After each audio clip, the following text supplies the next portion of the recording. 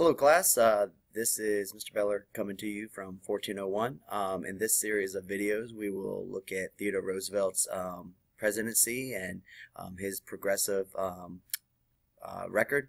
We will also look at Taft and his term as president and discuss his progressive record. And then in the next series of videos we will look at the Republican split that happens as a result of Roosevelt coming back into the political arena in 1910, and then look at the election of 1912 and Woodrow Wilson's presidency, as well as his progressive track record.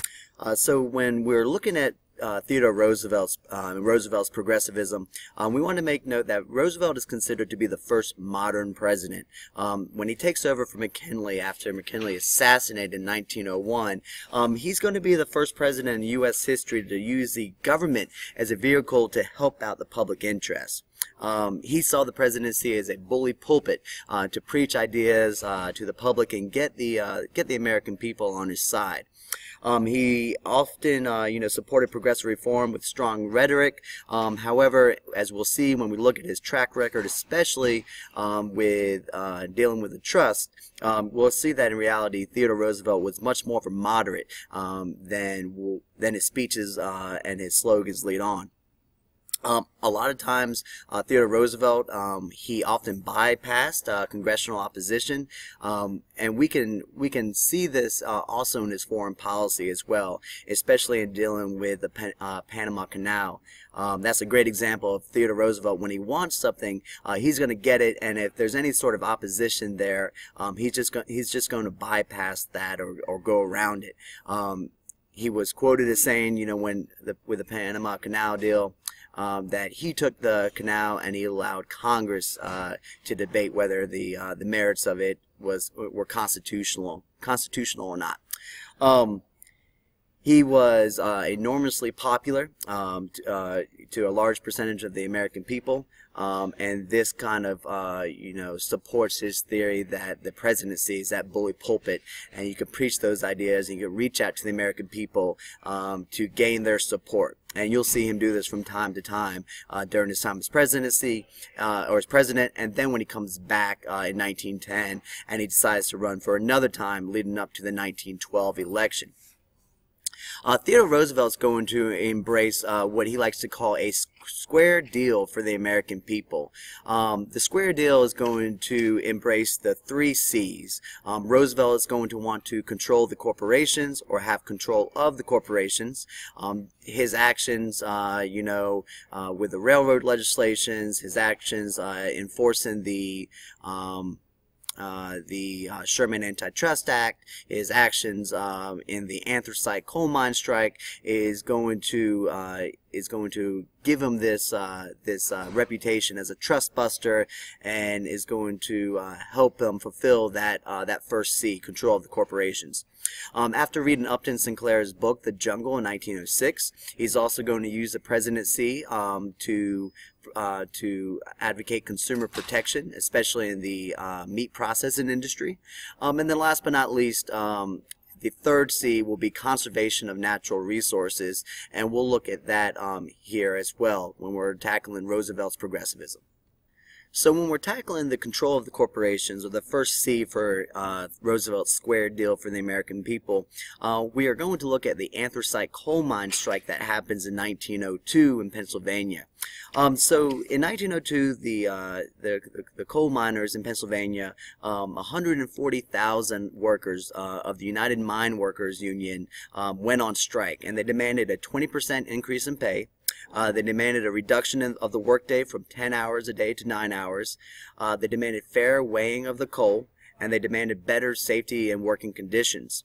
The workers felt like they had a fair argument to bring to the American people, because hard coal was used a lot in heating homes during this time period, and so they felt like if they could carry the strike on long enough, then eventually the American people or the American public would end up supporting them and the union in their cause. George Baer, the president of the company, assumed the opposite. He assumed that the public would react against the miners, and thus he refused to arbitrate or negotiate on these terms that the unions were demanded. And so this strike went on, and it started to seep into the fall, and as the temperatures started to drop across the country, there became a growing concern about how are we going to heat homes, how are we going to heat school buildings, how are we going to heat the country. And so Roosevelt is going to decide that for the general welfare of the country, that he must step in, and he must become that third party in negotiating out a settlement or an agreement between the union and the company. And so Roosevelt actually threatens to seize the mines and operate them with federal troops if owners refuse to compromise. This is unprecedented in U.S. history. If you recall from previous videos, 1877 with the railroad strike, government steps in on behalf of management. With a homestead strike in 1892, government steps in on the side of management. With the Pullman strike, government steps in on the side of management. So this is the first time that the president and that the federal government is going to step in and force management and force the business owners to sit down and to negotiate and out an agreement with the union.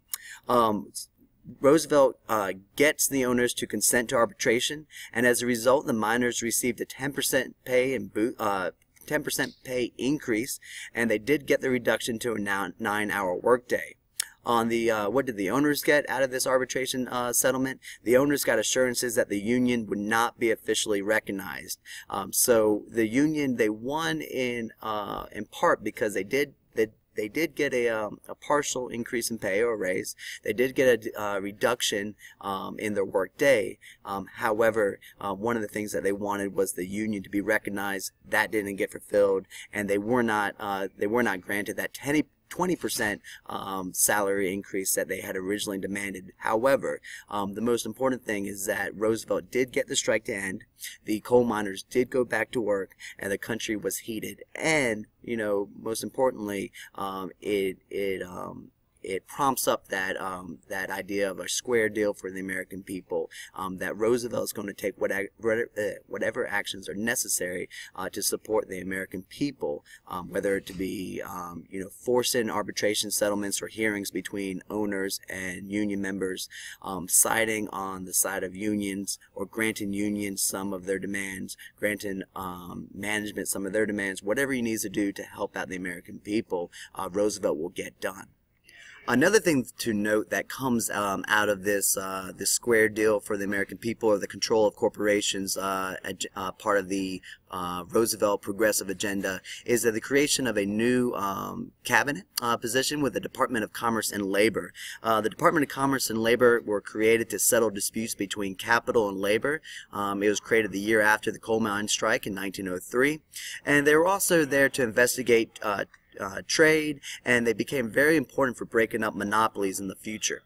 The next thing that we want to note as far as Roosevelt and his control of the corporations is his dealing with the Northern Securities Railroad Company. In 1902, Roosevelt is going to attack Northern Securities Railroad Company, which is a holding company organized by J.P. Morgan and James G. Hill. And he attacks them due to their monopoly of the railroads in the northwestern part of our country. The Supreme Court actually upheld Roosevelt's antitrust suit to dissolve it in 1904. And now, as a result of this, Roosevelt's going to be seen as a trust buster. This will be one of the first times that the government is going to use the Sherman Antitrust Act to effectively break up a trust or break up a monopoly. And this is one of the first times that you see the Supreme Court use or rule with the Sherman Antitrust Act to break up a monopoly or break up a trust. And so once again, as a result of this, Roosevelt is going to earn that reputation and earn the nickname of a trust buster. Some other things that Roosevelt's going to do to tackle the railroad monopolies or the railroad's trust, during his term in terms of president. The first one will be the Elkins Act of 1903.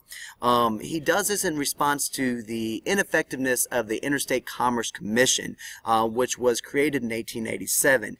He feels like there's needs to be more done, and so with the Elkins Act in 1903, this is going to aim primarily at reducing the abuse of rebates by the railroads. If you recall, people like Rockefeller and people like Carnegie were able to get special rebates or special prices given to them, so